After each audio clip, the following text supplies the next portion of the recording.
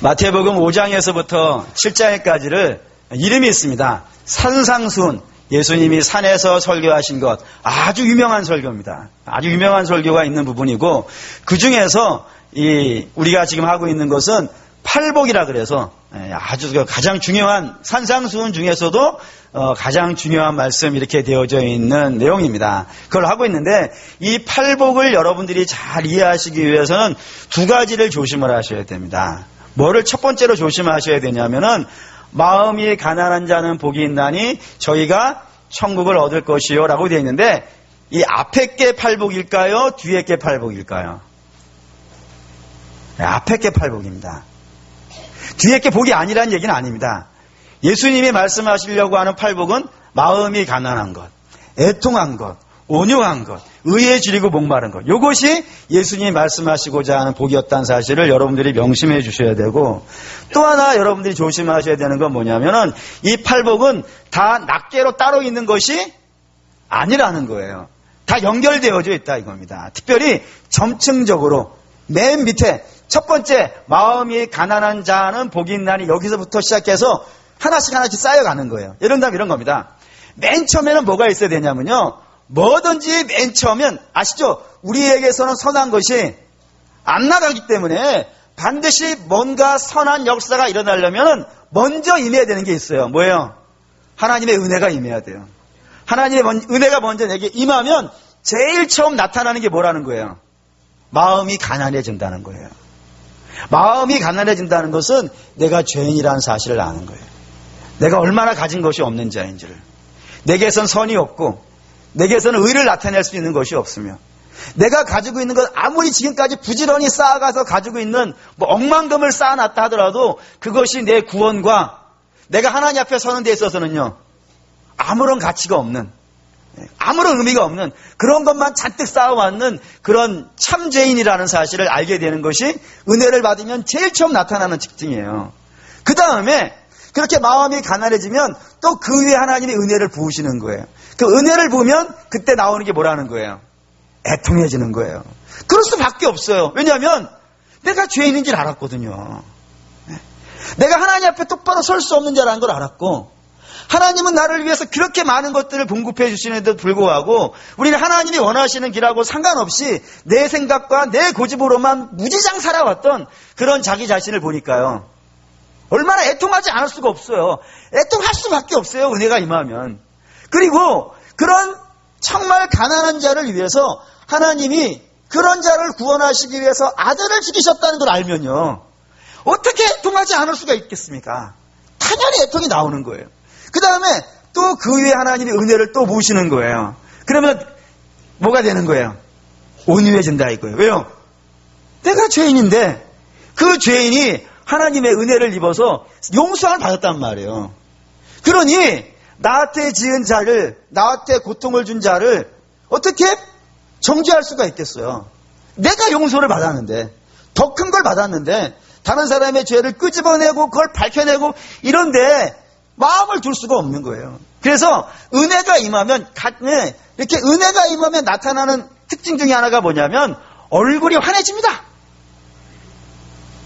한번 옆에 있는 분을 보시면 저분이 은혜가 있는 분이죠. 얼굴이 환해져요. 그냥 옆구리 툭 찔러도 그래 찔렀어? 그렇게 된다 이거예요. 그 다음에 그렇게 온유해지고 나면 그 위에 또 하나님이 은혜를 부으시는 거예요. 그러면요, 의에 줄이고 목말라져요. 왜 그럴까요? 답을 알았거든요. 내가 이렇게 기분 좋아지고 내가 이렇게 신명나고 내가 이렇게 즐거운 것은 환경과 상황에 의해서 왔다 갔다 하는 것이 아니라 뭐가 있으면 된다고요? 하나님의 은혜가 있으면. 그렇죠?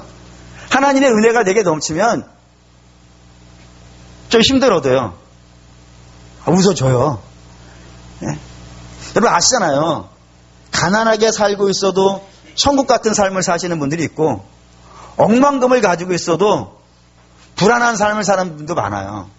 그런 것이 우리의 삶을 지배하지 않아요. 우리가 정말 복있고 감사하고 즐겁게 사는 것은 하나님과의 관계가 잘 돼 있고 하나님의 은혜가 내게 넘치면요, 그냥 웃음이 나오고요, 감사가 나오고요, 찬송이 나오고요, 즐거운 역사가 있습니다. 예. 그게 되는 거예요. 그러니까 은혜를 사모하게 되는 거예요. 아, 내가 은혜가 없으면 못 살겠구나. 그 도마 안중근 선생님이 그런 말씀하셨다면서요. 하루라도 책을 읽지 아니하면요, 입안에 가시가 돋는다고요.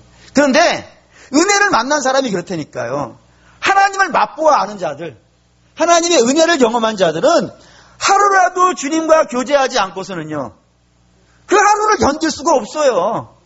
그래서 매일 기도할 수밖에 없고, 매일 찬송 부를 수밖에 없고, 매일 성경 읽고 은혜 받고 이런데 더 마음이 쓰여져 간다고요. 그래서 있는 자는 더 있어져요. 그럴 수밖에 없어요. 더 갈급해져요. 은혜에 대한 더 사모함이 있고, 그 맛을 아니까, 그 즐거움을 아니까 더 간절한 마음으로 의에 줄이고 목마르게 되어진다 이겁니다. 여기까지가 팔복의 4가지고 여기까지가 1단계입니다. 그러니까 팔복은 8개의 복으로 되어져 있지만 크게 보면 2개예요, 2개. 하나는 1번에서부터 4번까지가 하나의 복이고, 그리고 5번에서부터 8번까지가 또 다른 복이 돼요. 그러니까 1번에서 4번까지는 어떤 거냐면 하나님과의 나의 내적인 관계들이에요. 내 안에서 일어나요. 내가 죄인이라는 걸 아는 것도 내 안에서 일어나는 일이고, 내가 애통해지는 것도 내 안에서 일어나는 일이고, 내가 마음이 편해져서 얼굴이 환해지는 것도 내 안에서 일어나는 일이고, 그리고 하나님을 더욱더 간절히 사모하는 것도 내 안에서 일어나는 일이에요. 전부 내적인 복이에요. 그 내적인 복이 충만히 쌓여져 가는 거예요. 내적인 복이 이렇게 충만히 쌓여져 가면 그 다음에는요, 다음 단계로 넘어간다 이거예요. 그게 5번이에요. 그 5번부터 8번까지는 1번에서 4번까지가 내적인 복이라면 5번부터 8번까지는요, 외적인 것이 돼요. 그래서 1번부터 4번까지는 나하고 하나님만 아는 거라면은 5번부터는요, 남들도 알게 돼요. 외적으로 드러난다니까요. 내 안에 있었던 것들이 밖으로 다 드러나는 것들이에요.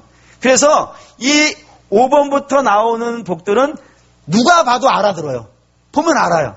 그런 복들이 되어지고, 하나님은 우리 성도들의 그 영적인 복이 안에만 머물러 있지 않고 밖으로 나오기를요, 원하신다 이거예요. 그러니까 여러분 나오셔야 돼요. 우리가 내놓으려고 하는 것이 아니라 1번부터 4번까지가 잘 되어져 있으면 5번부터요, 이렇게 나오게 되는 거예요. 하나씩 하나씩. 그런 것으로 5번부터 진행이 되어진다 이겁니다. 그리고 그렇게 첫 번째 은혜가 임하여서, 외적으로 첫 번째 은혜가 임하여서 맨 처음 나오는 것이 뭐라고요? 긍휼이라 이겁니다. 그렇게 긍휼이 나오는 거예요. 그래서 긍휼은 여러분이 온유하고는 좀 구별하실 수 있어야 됩니다. 온유는 내 마음에서 일어나는 거라 그랬어요. 그죠?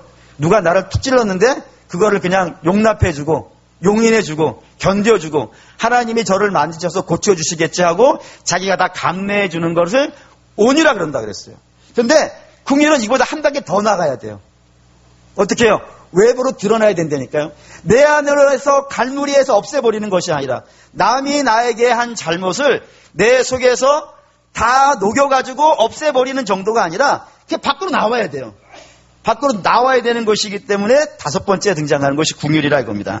그래서 이게 구체적으로 어떤 것인지가 여러분이 납득이 잘 안 되실 것이니까 예를 들어서 3가지 정도가 성경에 긍휼로 등장하는데 그것으로 여러분이 예를 들어드릴게요.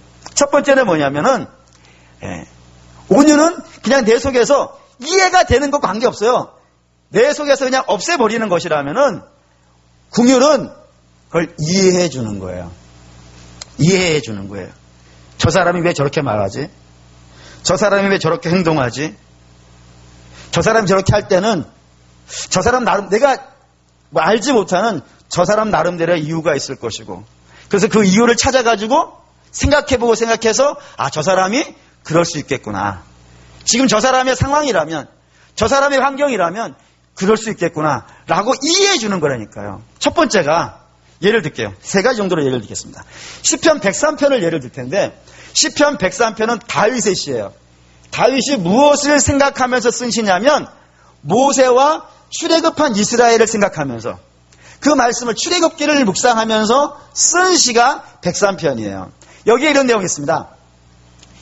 광야에 나온 이스라엘, 애굽에 종살이하다가 광야로 나온 이스라엘은 믿음이 좋은 사람들일까요? 믿음이 별로인 사람들일까요? 믿음이 별로예요. 옛날에 믿었어요. 옛날에 언제요?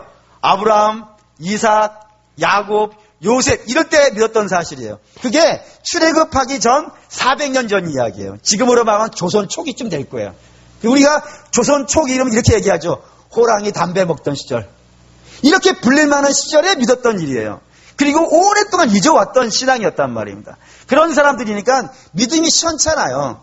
믿음이 시원치 않으니까 광야에서 맨날 뭐예요? 맨날 불평하는 거예요.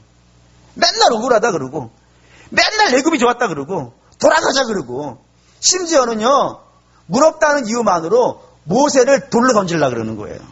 죽이려고 그러는 거예요. 하나님께 반역하고 그런 일들을 수없이 40년 광야 생활 내내 했던 이스라엘이 출애굽 이스라엘이란 말이에요. 그래서 다윗이 그 광경들을 가만히 묵상하면서 만약에 내가 하나님이라면 여러분들이 이건 예니까 여러분들이 내가 하나님이라면 하루가 멀다 하고 하나님을 모욕하고 하루가 멀다 하고 하나님께 욕하고 하루가 멀다 하고 반역하는 이스라엘이라면 여러분이 하나님인데 어떻게 하시겠어요?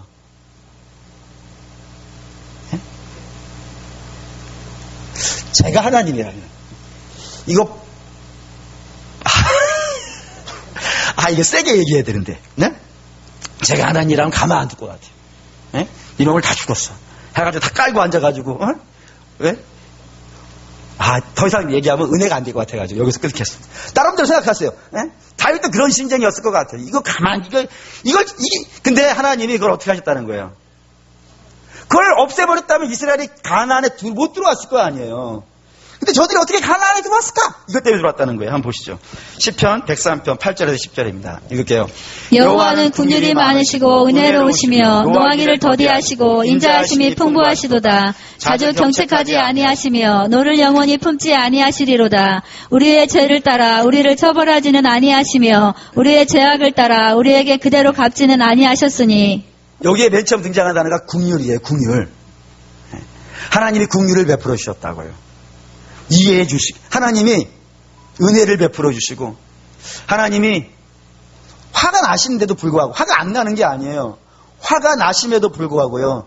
그 화를 오래 참아주시고 또 화가 난다고 해가지고 그냥 다 때려부시거나 그러지 아니하시고 그냥 우리가 죄가 있는 게 뻔히 아시지만 따라서요 심판하지도 아니하시고 그 다음 절에 이런 얘기 있어요. 그 죄를 심판하지 않고 참아주는 정도가 아니고 그 죄를 동에서 서로 옮겨주셨다고요. 멀리 옮겨주셨다고요. 왜 이렇게 하셨냐 이거예요. 다윗이. 하나님 왜 그렇게 하시지? 이스라엘에 뭐 이쁜 게 있나? 사랑스러운 게 있나? 하나님 앞에 득대는 게 있나? 아무리 봐도 그런 게 없는데도 불구하고 하나님이 저렇게 참아주시더라 이거예요. 왜 그러냐면 시편 103편 14절이 답입니다. 이게 다윗이 묵상한 겁니다. 읽을게요. 이는 그가 우리의 체질을 아시며 우리가 단지 먼지뿐임을 기억하심이로다. 이는 왜냐하면이에요. 왜냐하면 하나님 뭐를 아신다고요? 우리의 체질을 아신다 이거예요. 우리가 어떤 사람인지.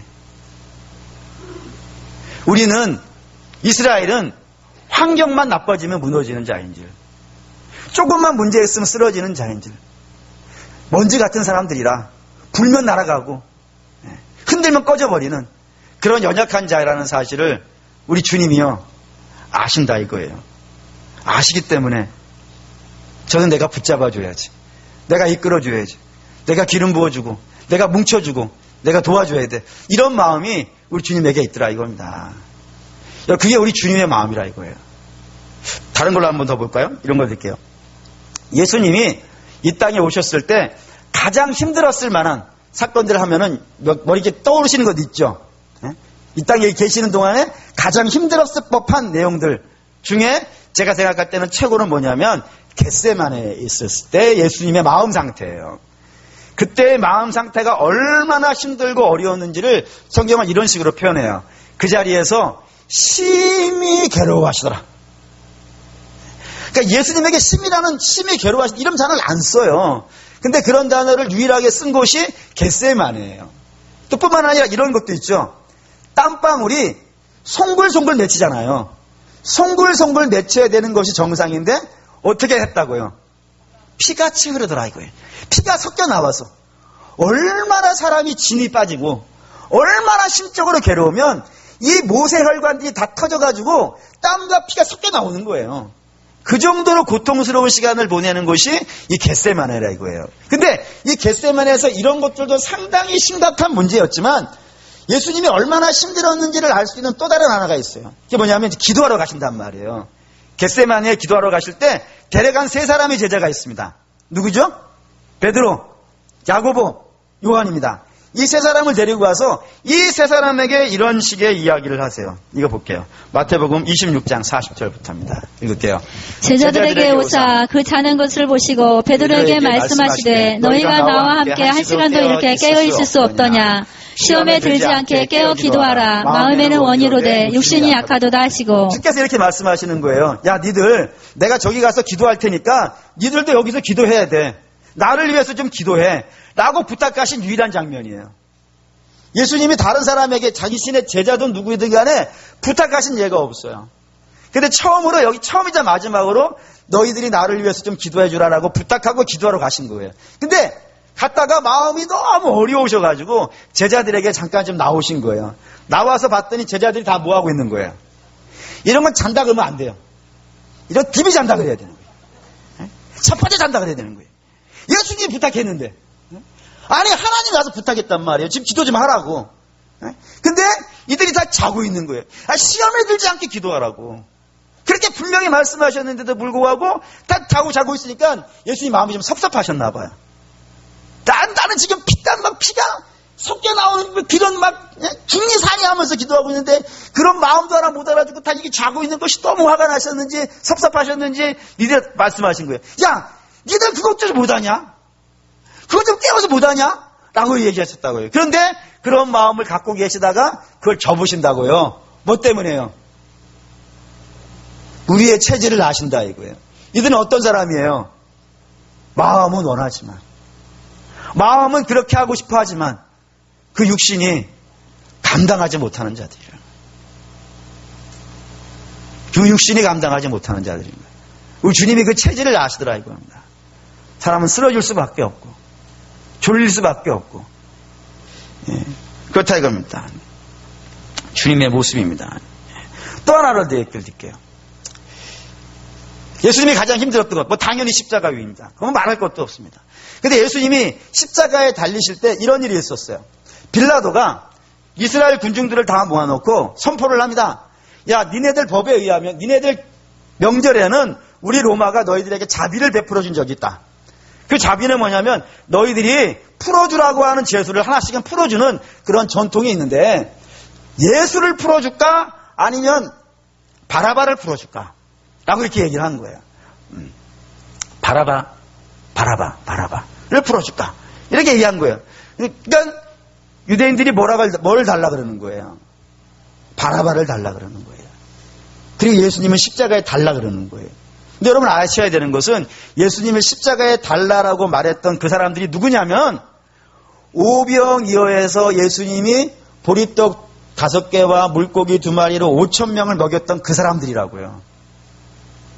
그리고 예수님이 병들어서 죽어간다고 막 그럴 때 도와달라고 막 그럴 때 목자 없는 양 같아라고 생각해서 불쌍히 여겨서 고쳐줬던 사람들이라고요. 은혜를 받았던 사람들이라고요. 도움을 받았던 사람들이라고요. 그 사람들이 그 중에 섞여 있단 말이에요. 근데 그 섞여 있는 사람들 중에서 아무도 예수를 달라고 하는 사람이 없는 거예요. 아무도 예수님을 내달라고 하시는 사람이 없단 말이에요. 전부 다 하다가 예수님을 죽이라고 그런단 말이에요. 얼마나 복장 터지겠어요, 예수님의 입장에서는. 뭐 성질 같아서는 말이죠. 이거 그냥 내가 지들한테 어떻게 해줬는데 그래 되지 아니하겠습니까? 근데 예수님이 그때 뭐라 그러시냐면 이렇게 하신다 이거. 누가복음 23장 34절입니다. 이것도요.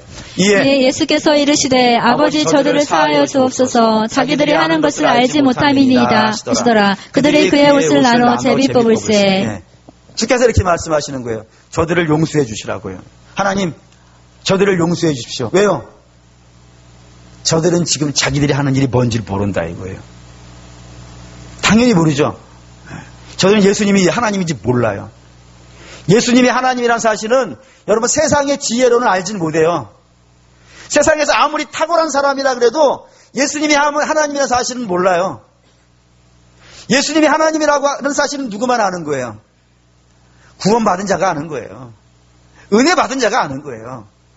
그러니 그때까지 우리 주님이 십자가에 죽으시고 그 피로 이 사람들의 죄를 사하시고 저들을 우리 주님이 부활하시면서 함께 그 죄에서부터 일으키시고 함께 하나님 앞에 데려가는 그 사람들만 하나님을 안다 이거예요.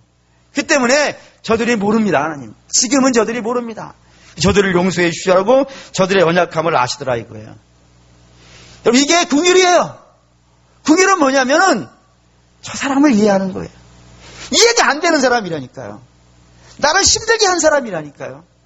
나에게 엉뚱한 말을 한 사람이라니까요. 그런 사람임에도 불구하고 저 사람이 지금 요즘 어디 아픈 데가 있어서 그럴 거야. 어디 좀 속이 좀 불편한 데가 있어서 그럴 거야. 지금 뭔가 안 풀려서 그럴 거야. 저 사람 원래는 하나님의 자녀로서 참 괜찮은 사람인데 때가 되면 돌아올 거야. 그래서 내가 더 적극적으로 그를 이해해주고 위에서 기도해주고 품어주고 하는 것이요. 그게 긍휼이라 이겁니다. 그런 긍휼이 우리가 입었다 이거예요. 우리가 먼저. 우리가 입은 거를 우리 주께서요. 너희도 하라 그러는 거예요. 너희가 하면 하나님께 주셨다는 게 아니라 내가 너한테 먼저 줬으니까 너도 그렇게 하라는 거예요. 다른 걸로 드릴게요. 두 번째, 성경에서 긍휼이라고 할 때 이런 걸 써요. 누가복음 10장 30절에 보면은 여러분이 잘 알고 있는 이야기가 하나가 있습니다. 그게 뭐 나오냐면 선한 사마리아 사람의 이야기가 나와요. 근데 이 선한 사마리아 사람의 이야기를 이해하는데 중요한 건 배경입니다. 배경은 예루살렘에서 여리고로 내려가는 길이라는 거예요. 이 말이 참 중요해요. 왜냐하면 예루살렘에는 뭐가 있냐면 성전이 있어요. 예배드리는 성전이. 여리고에는 뭐가 있냐면 제사장들의 숙소가 있어요. 그러니까 제사장들은 예배를 자기가 일주일 동안 맡은 기간 동안 예배를 인도하고 예배 자기가 끝나면 여리고에 내려가 살다가 다시 자기 때가 되면 올라가는 그런 곳이 여리고예요. 그게 이제 내려가는 길이란 말입니다. 그때 그 여리고에서 예루살렘으로 내려가는 그 길에 강도 만난 자가 있는 거예요. 강도 만난 자가 겁나게 맞아가지고 초죽음이 된 상태로 길거리에 널브러져 있는 모습으로 있다는 거예요. 그때 그 맞아서 거의 죽어가고 있는 사람을 그냥 스쳐 지나간 사람이 두 사람 있다고 그러는 겁니다. 그 두 사람이 누구죠? 제사장하고 레위인입니다. 왜 많고 많은 사람들 중에서 이 두 사람만 뽑았을까요? 예수님이 이 두 사람을 끄집어내서 얘기하시는 걸까요? 이 두 사람에게는 공통점이 있어서 그래요. 이 두 사람은 이 죽어가는 사람을 모른 척하고 지나갈 수 있는 의무가 있어요. 의무라고 해야 되나? 권리가 있다고 해야 되나? 그렇게 해야 될 때가 있어요. 모른 척하고 지나가야 될 때가 있어요. 그때가 언제일까요? 예배 가라 할 때예요. 왜 예배 갈 때는 거기를 그냥 스쳐 지나가야 되냐면 이 사람이 거의 죽었다 그랬잖아요. 죽은 사람, 그러니까 이 사람이 죽었는지 안 죽었는지를 어떻게 확인할 수 있는 거예요? 가서 흔들어 봐야 돼요. 가서 흔들어 봐서 반응이 있으면 산 사람이고 반응이 없으면 죽은 사람이잖아요. 문제는 제사장이나 레위인은 시체를 만지고는 성전에 못 들어간다는 거예요. 죽었는지 안 죽었는지 확인하려면 가서 흔들어 봐야 되는데 그거 자체가 불가능한 거예요.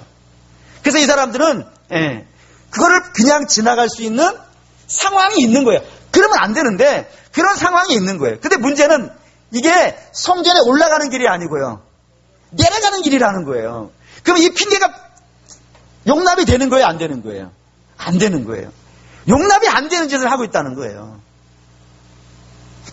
그냥 자기가 제사장이고 레위인이니까 나는 그냥 안 해도 돼라고 하는 그런 생각이 온통 지배해서 당연히 해야 되는 시간에도 안 했다 이거예요. 그 긍휼의 마음이 아니라는 거예요. 근데 긍휼의 마음을 누구로 설명하냐면 사마리아 사람으로 드는 거예요.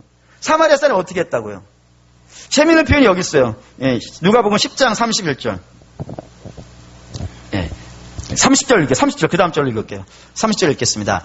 예수께서 대답하여 이르시되 어떤 사람이 예루살렘에서 여리고로 내려가다가 강도를 만나매 강도들이 그 옷을 벗기고 때려 거의 죽은 것을 버리고 갔더라. 여기 중요한 말이 어떤 사람이에요. 어떤 사람. 어떤 사람이라는 것은 이 사람이 유대인일 수도 있고요. 사마리아 사람일 수도 있을 수 있는 거예요. 근데 만약에 이 어떤 사람이 유대인이면 사마리아 사람도 핑계 댈 수가 있는 거예요. 왜요? 이 둘은 원수가 아니에요. 서로 그 길도 지나다니지 않는 사람들이에요. 그래서 사마리아에 살고 있는 수가성 여인이 예수님이 물 달라 그러니까 유대인인 당신이 왜 나한테 물 달라고 합니까? 서로 상종하지 않는 자이 아닙니까? 이렇게 얘기할 정도로 서로 원수가 아니에요. 예? 그러니까 사마리아인이 유대인이면 모른 척 할 수 있는 핑계가 된단 말이에요. 반면에 사마리아 사람이면 도와주는 거예요. 그죠? 근데 이 사람이 누워있는 사람이, 쓰러져 있는 사람이 유대인인지 사마리아인인지 알려면 어떻게 해야 되는 거예요? 가서 흔들어 봐야 되잖아요. 당신 유대인이야? 그럼 나 유대인인데 그러면 그럼 계속 누워있어? 그거 하는 것이고 이렇게 얘기하면 안 되는데 이해를 도우려고 하는 거예요. 예? 그렇습니다. 그래서 사마리아를 도와주고 근데 이 사람이 어떻게 했다는 거예요? 가서 흔들어 봐서 당신 유대인이야? 당신 사마리아인이냐? 물어봤냔 말이에요. 안 물어봤다 이거예요. 안 물어보고 어떻게 했다는 거예요? 불쌍해서 자기가 할 수 있는 걸로 그를 도와줬다 이거예요. 그게 긍휼이라니까요. 기둥뿌리 뽑아오라는 게 아니라니까요. 조건을 따져서 여러분 아시다시피 우리 주님이 우리에게 오셔가지고 우리가 어떠한 사람인지 물어보고 구원하셨나요? 너는 한국인이니까 안 돼. 너는 아프리카 사람이니까 돼. 너는 일본 사람이니까 안 돼. 이렇게 물어보고 하시단 말이에요. 물어보시지 않고 그저 우리가 어디로 달려가고 있으니까요. 사망으로 달려가고 있으니까 그것도 자기가 사망으로 가는 줄도 몰라요. 어디로 가고 있는지도 모르고 그게 그냥 좋은 길인 줄 알고 있는 거예요. 그게 자기를 행복하게 해주는 길인 줄 알고 하나님하고 관계없는 길을 부지런히 다니고 있는 그 사람을 불쌍히 여기셔가지고 저들을 구원해 주셨다고요. 그게 우리가 받은 거란 말입니다. 그 이야기를 사마리아 사람에 담아서 이야기하시는 거예요. 그가 그렇게 했다고. 물어보지 않고 그저 불쌍하니까 도와줬다고. 어떤 걸로요? 기둥뿌리 뽑은 것이 아니고 자기가 갖고 있는 걸로요. 그 우리도 마찬가지겠죠. 우리도 어떻게 도울 수 있어요? 어떻게 공유를 베풀 수 있어요? 예수님은 목숨을 주실 수 있는 분이니까 목숨을 주시는 것이고 물론 우리도 목숨을 내놓아야 될 때가 있을지는 모르겠지만 평상시는 그런 게 아니니까 평상시도 마찬가지라 이겁니다. 우리가 줄 수 있는 것으로 필요한 자에게 불쌍히 여겨서 나누어 주는 것이 그게 긍휼이라 이거예요. 어제 며칠 전에 굉장히 은혜로운 또 감사한 일이 있었어요. 이게 뭐냐면 작년에 우리가 성탄헌금 했습니다. 성탄헌금을 아시다시피 장학금으로 다 기탁을 하지 않습니까? 그래서 평소에는 아중초등학교에만 200만 원을 보내왔어요. 작년에는 여러분들이 많이 해주셨어요. 많이 해주셨어요. 그래서 지금 단기가 있는데 처음에 아중초등학교만 했다가 그 다음에는 우리 교회 학생들이 했다가 근데 그것도 넘쳤어요. 그래서 이걸 어떻게 할까 하다가 우리 장로님들이 그러면 중학교를 하나를 더 하자 해가지고 옹골 중학교에 100만 원을 보내기로 했어요. 그래서 그 협약을 맺었습니다. 그래서 가서 이제 했는데 그 옹골 중학교의 장학 담당 선생님이 이렇게 말씀하셨다는 거예요. 요즘은 장학금을 거의 기탁을 안 한대요. 많이 하는 사람이 20만 원, 30만 원 그렇다는 거예요. 근데 100만 원이나 보내주셔가지고 5명이나 하게 돼서 너무 감사하다고. 너무 감사하다고. 몇 번을 강조하면서 얘기했다더라고요. 우리가 할 수 있는 걸로 한 거예요. 그게 긍휼이라니까요. 필요한 자에게 내가 할 수 있는 걸 하는 것. 그게 긍휼의 마음이에요. 그런 마음이 있어야 돼요. 그래서 그 얘기 듣는 순간에 마음에 소원이 생겼어요. 어떤 소원이 생겼을까요? 전주에 있는 모든 학교를 다 하자. 물론 때가 되면 하나씩 크기를 넓혀가다 보면 어느 순간에는 그런 날이 우리에게 하나님이 주실 수 있겠다라는 생각이 들어서 그걸 소원으로 품었어요. 우리 줄 수 있는 거 주는 것이 긍휼이에요. 마음속으로만 갖고 계시지 마시고 여러분에게 기둥뿌리 뽑아가지고 다른 사람 도와주라는 거 아닙니다. 그렇게 할 수도 없습니다. 근데 내 주머니 안에 있는 건 있어요. 그것으로 차 한 잔 마실 수 있고 그것으로 밥 한 끼 먹을 수 있는 것들이 있어요. 그런 것들 줄 수 있다 이겁니다. 또 그보다 좀 더 주실 수도 있어요. 뭐 선교팀 갈 때 주실 수도 있어요. 그런 식으로 여러분들이 줄 수 있는 거 주는 게 필요한 자에게 주는 게 그게 긍휼의 마음이라 이겁니다. 조건과 자격을 따지지 마시고 줄 수 있는 마음이 있기를 원합니다. 왜요? 우리가 먼저 받았거든요. 우리 주님으로부터 받았거든요. 받은 걸 주는 거예요. 세 번째는 또 이런 이야기 있어요. 누가복음 15장에 가면은 그 탕자의 이야기 있어요. 어느 아버지에게 두 아들이 있는데 두 번째 아들이 아버지에게 유산을 좀 주십시오라고 얘기했단 말이에요. 근데 유대인들은 산 아버지에게는 재산을 달란 말을 안 해요. 반드시 유산이라는 거는 언제 받는 거예요? 죽은 다음에, 돌아가신 다음에 받는 것이 유산이에요. 그래서 산 아버지는 절대로 자식에게 유산을 주지 않아요. 근데 이 둘째 아들이 유산을 달라고 하는 것은 무슨 의미겠어요? 그 둘째 아들은 아버지는 나한테 죽은 사람이라는 거예요. 이런 걸 후레 아들이라 그러는 거예요. 근데 잡것이에요, 이런 건. 그냥 저한테 걸렸다 그러면 십자가에 걸어놓고 한번 3박 4일 말려야 돼요, 이런 애들은. 혹시 그런 애들에서 저한테 얘기하세요. 그런 애, 아주 나쁜 자식이란 말이에요. 그런데 그 아버지가 재산을 주는 거예요. 재산을 주는 거예요. 그리고 날마다 뭐예요? 그 아들 언제 돌아오는가? 그 아들 언제 돌아오는가? 기다린다고요. 근데 그 아들은 돌아올 생각을 안 하고 뭐 하고 있어요? 그걸 창기하고 다 먹어버리고 있는 거예요. 진짜 나쁜 아들이에요, 이런 사람은. 근데 그 아버지가 준 재산이 결국에는 다 탕진해버렸어요. 탕진해버리니까 어디가 살아요? 돼지우리애가 산 거 아시죠? 근데 여러분, 돼지우리라는 이야기만 듣고 이 아들이 어디 갔는지 우리가 알 수 있어요. 어딜 것 같으세요? 최소한 우리는 이건 알 수 있어요. 이스라엘은 안 살았다. 왜요? 이스라엘은 돼지 안 키워요. 돼지를 키우질 않아요. 돼지를 먹지를 않기 때문에, 율법에 따라서 돼지를 먹지도 않기 때문에 키우지도 않아요. 그러니까 이건 이 둘째 아들은 어디로 간 거예요? 이방으로 간 거예요. 완전히 하나님을 떠나가는 세계로 간 거예요. 거기서 돼지우리에서, 그렇죠? 사람들이 안 받아주니까. 여러분, 우리가 사람들이 날 좋아하는 것은 다 이유가 있어요. 내가 뭔가 줄 것이 있고 내가 뭔가 받을 게 있기 때문에 그런 이익과 관계가 있어서 좋아하는 것이지, 내가 다 떨어지고 힘 빠지면요 좋아하는 사람 별로 없어요. 그래 어디로 가냐면은 돼지우리에 가서 그 돼지나 먹는 것들을 먹으려고 하는데 그것도요 못 먹어 먹는 상황이 된 거예요.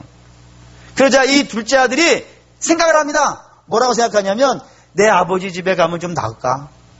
내 아버지 집에는 종들도 이런 대접 안 받는데 아버지 집에 갈까? 아버지 나 받아줄까? 쫓아내면 어떡할까? 막 이런 여러 고민하다가 결심을 합니다. 어떤 결심이에요? 맞아, 죽어도 가자. 이게 착한 일입니다. 그쵸? 우리 자녀가 나갔는데 부모님 눈치 보이기 미안해가지고 안 들어오냐? 그게 더 불효죠? 맞아 죽어도 집에 가서 맞아 죽는 게 복입니다. 돌아오는 거예요. 돌아오는데 성경에 이렇게 표현되어 있어요. 아버지하고 아들하고 상고가 먼데 라고 되어 있어요. 그 말의 의미는 아직 마을 안에는 못 들어왔다 이거예요.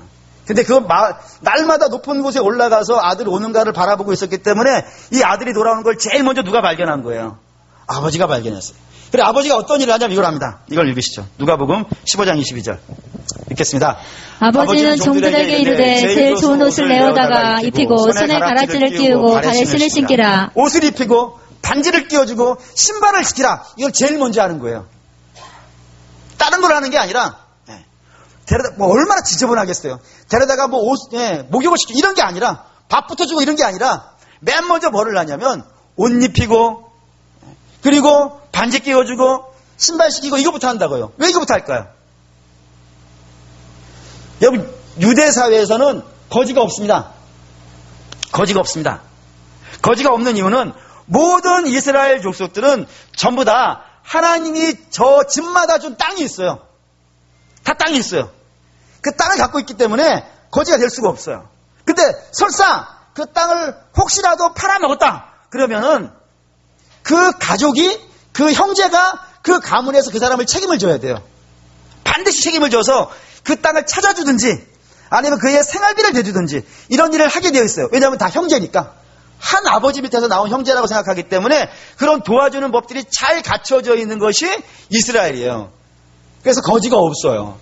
근데 거지가 되는 사람이 딱 한 종류의 사람이 있습니다. 딱 한 종류의 사람은 공식적으로 이스라엘 내에 거지가 되는 경우가 있어요.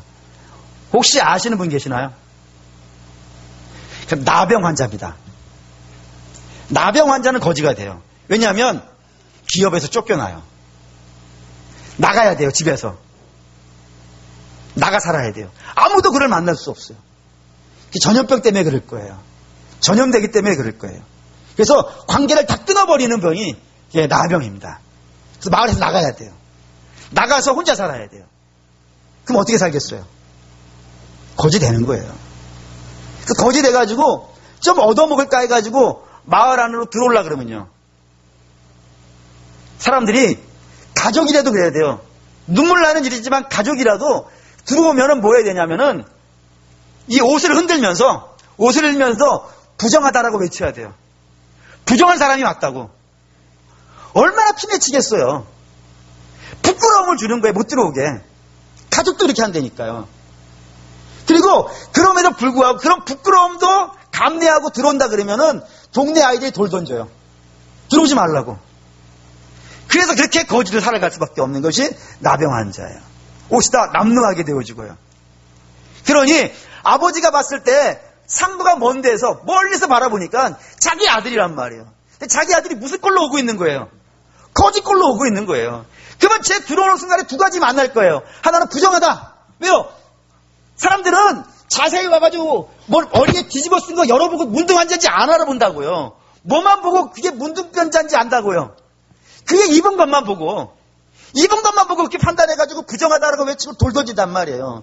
그러니 아버지가 제일 가서 먼저 뭐 해줘야 되는 거예요? 가서 옷 입혀버리는 거예요. 얘 문둥병자 아니야. 얘는 그런 애가 아니야. 내 아들이야, 내 아들. 반지 끼워주고 신발 시켜줘서 그의 신분과 지위를 다 회복시켜주는 거예요. 아무도 그를 향해서 부정하다 말 못하고 아무도 그를 향해 돌 던지지 못하도록 하기 위해서 그 하는 아버지가 하고 있는 거예요. 그 죄인된 그냥 쫓아내도 시원치 않은 아들한테요.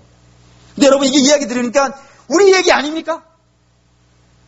그렇죠? 우리 하나님 앞에 죄인이고 하나님 나라 들어갈 수 없는 사람이에요. 근데 주님께서 멀리서 그냥 처당하게 있는 우리를 불쌍히 여겨가지고 옷을 입혀버리셨다니까요. 어떤 옷을요? 예수 그리스도의 보혈의 옷을 입혀버리셨단 말이에요. 누구도 손가락질하지 못하도록. 천하 만물의 어떤 것도 우리를 향해서 손가락질하려고 그러면 너 내가 받아들여주는데 내 아들인데 내 딸인데 네가 왜 소리 지르냐고. 누구도 돌 던지지 못하도록 그렇게 품으신 사랑을 그 궁유를요 우리가 입었다 이거예요. 그런 사람에게 하나님이 말씀하시는 거예요. 궁유리 여기라고요. 여러분 절대로 이렇게 읽으시면 안 돼요. 궁유리 여기는 자는 복이 있나니 저희가 궁유를 입을 것이며 내가 하나님의 궁유를 입기 위한 조건으로서 궁유를 베풀라는 게 아니에요. 내가 이미 받았다 이거예요. 하나님이 나를 이해해 주시는 것 그걸 받았으니까 너도 어떻게 하라고요? 다른 사람을 이해하고 하나님이 너를 좋은 것을 주시지 않았냐고. 그렇으니 너희들이 가지고 있는 좋은 것을 나누어주는 사람이 되고 하나님이 너희의 신분과 지위를 회복시켜 주시지 않았냐고. 그러면 너희도 다른 사람의 신분과 지위를 회복시켜 주는 사람이 되라고. 그렇게 행동하라고. 입으로만 하지 말고 마음속으로만 갖지 말고 그렇게 행동하는 사람이 되라고 하시는 것이 오늘 이 계명이고 그 계명 위에 하나님께서 복을 쌓아 주시겠다고. 받아서 한 것인데 하라 그래서 한 것인데 받아서 한 거를 한 것인데 하나님은 그걸 기뻐하셔가지고 거기에 또 복을 쌓아주신다는 것이 이 팔복의 이야기라 이겁니다. 그럼 여러분 우리 어떤 자리에 있으셔야 될까요? 감리교를 창시한 요한 웨슬레 목사님이 있습니다. 그분이 어느 날 배를 타고 여행을 하게 됐어요. 그때 그 배의 주인이 총독이었었는데 그 총독이니까 배가 좀 근사했을 것 같아요. 그리고 그 배에 노를 젓는 사람들은요 다 노예였어요. 노예들이 이렇게 배를 열심히 젓고 있고 이 총독하고 웨슬레 목사님이 앉아서 같이 식사를 하게 됐는 모양이에요. 그러다가 이 총독이 포도주 한 잔을 딱 마시면서 귀한 포도주였나 봐요. 그래서 딱 하면서 좋죠. 이 포도주는 이 배 안에 있는 노예가 혹시라도 먹으면 나는 그 노예를 절대로 용서하지 않을 겁니다.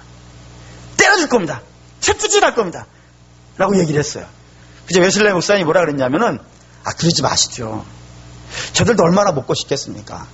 많이 있으시니까 혹시 먹었다 하더라도 뭐라 그러지 마시고 좀 용서해 주십시오 라고 했더니 이 총독이 뭐라 그랬냐면 용서할 수 없습니다. 저들은 이런 거 먹을 자격이 없고 가치가 없는 사람입니다.